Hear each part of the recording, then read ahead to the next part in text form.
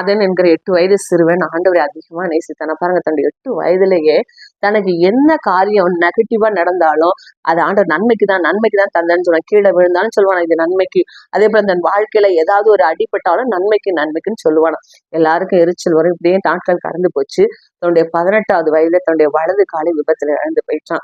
இப்ப எல்லாரும் நினைச்சாங்க இவன் நன்மைக்குன்னு சொல்லுவானா, இனி இவன் ஆண்டவரை விட்டு ஓடி போயிடுவான், இனி அவனை ஆண்டவரை நேசிக்கவே மாட்டான் அப்படின்னு சொல்லிட்டு இவனை பார்த்தாங்க.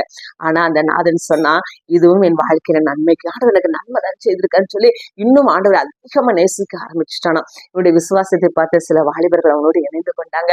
அவர்களும் ஆண்டவருடைய அன்புக்குள்ளாக வளர ஆரம்பித்தாங்க. இப்ப அவங்க எல்லாம் சேர்ந்து என்ன பண்ணுவாங்க, ஊழியத்துக்கு கடந்து போவாங்க.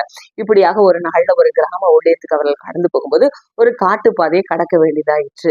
அப்பொழுது சில காட்டுவாசிகள் இடத்துல இந்த குரூப் என்ன பண்ணாங்க, மாட்டிக்கிட்டாங்க. இப்ப அந்த காட்டுவாசிகள் சந்தோஷமா இவங்களெல்லாம் தூக்கிட்டு பாட்டு பாடி டான்ஸ் ஆடி கொண்டு போனாங்க. எதுக்கு தெரியுமா, இவங்களெல்லாம் சமைச்சு சாப்பிடுறதுக்கு.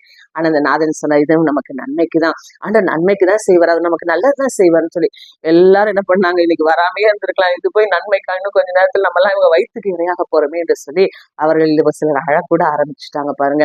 இப்ப அவங்களெல்லாம் கொண்டு போய் அங்க வச்சிருக்கும் போது ஆவியானவர் உணர்த்தினாரு, உன்னுடைய அந்த கட்டைக்காலை வெட்டி அவங்க கரத்துல கொடுங்கன்னு சொல்லி. அப்ப டான்ஸ் ஆட எல்லாத்தையும் சொன்ன கொஞ்சம் நிறுத்துங்க, எங்களை நீங்க சமைச்சு சாப்பிட முடியாது, எங்க கறி நீங்க சாப்பிடுறது கேட்டதா இருக்காதுன்னு சொல்லி. பொய் சொல்ல பாக்குறியா அப்படின்னு சொல்லி சொன்னாங்க. உடனே நாதன் சொன்னார், ஒரு கத்தி கொண்டு வாங்கன்னு சொல்லி தன்னுடைய வலது அந்த கட்டைக்காலை வெட்டி அவங்க கையில கொடுத்தான். எடுத்து அந்த தலைவன் கடிச்சப்பதான் கடிக்க முடியல. உடனே ஒவ்வொருத்தரும் கடிச்சு பார்த்து தூக்கி விசிறி அடிச்சுட்டாங்க. நிச்சயமா இவங்களை நம்மளால சாப்பிட முடியாது என்று சொல்லி எல்லாரும் அவர்களை ஒரு விதமா பார்த்தாங்க. எதுக்கு தெரியுமா, இவர்கள்லாம் தேவனுடைய தூதர்கள் போல இருக்குது, அதனாலதான் இவங்க கறியை நம்மளால சமைச்சு சாப்பிட முடியலன்னு சொல்லி எல்லாரும் முகம் கொப்புற அவர்களுக்கு நேராக விட ஆரம்பித்தாங்க.